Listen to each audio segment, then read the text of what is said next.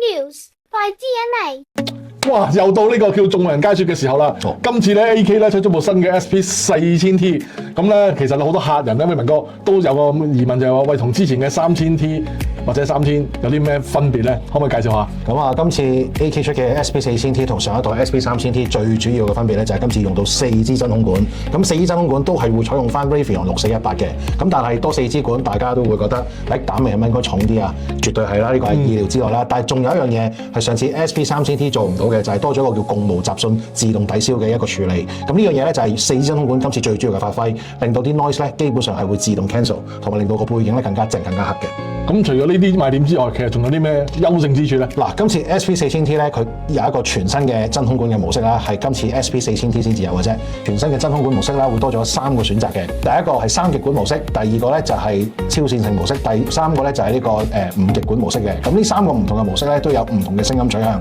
3極管模式啦，適合聽啲人聲啊、小品啊啲簡單嘅音樂啦。咁另外超線性模式咧，就會適合一啲咧比較多啲樂器，但係想聽人聲比較清晰啲嘅效果。最後一個5極管咧，就係最主要咧係聽翻啲大棒複雜嘅嘢，例如啲管弦樂啊、大型演奏啊嗰啲咧，就非常之合適嘅。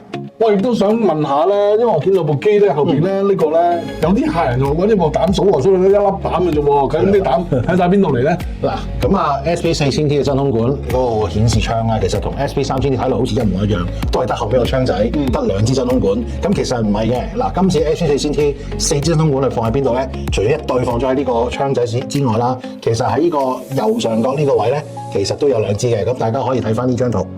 咁啊，因為設計上面咧，佢哋要諗翻點樣可以 show 得好好睇啊！咁啊，其實基本上咧，今次呢度佢就冇開過窗，咁沿用翻之前嗰個設計就喺中間度開翻嗰個窗俾你睇到嘅。咁其實呢個效果咧，其實俾你主要睇着咗燈，即係話俾你聽，你開咗呢個真空管模式咁解嘅啫。嗱，亦都有客問咯喎，膽機通常呢部機一定好熱㗎啦，咁依家行4支膽，會唔會仲熱啲咧？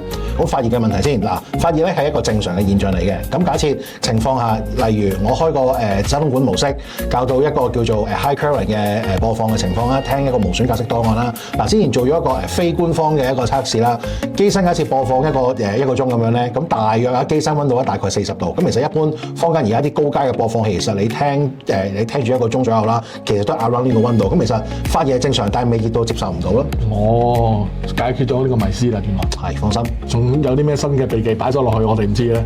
SP4000T 最主要咧，其實同上一代最大嘅分別咧，就係今次 SP4000T 大部分嘅硬件設計同埋 SP4000用到嘅軟件咧，都會放到落嚟 SP4000T 度。例如硬件嘅設計，例如呢個任意層啦、Any Layer PCB 啦，放咗落去咁啊斷絕咗呢一個嘅 noise 嘅問題啦。同埋呢個 ESA 同埋 VSC 功能咧，都會放到落嚟 SP4000T 度。所以咧，基本上同 SP3000T 咧係基本上大大提升到成個音質嘅效果嘅。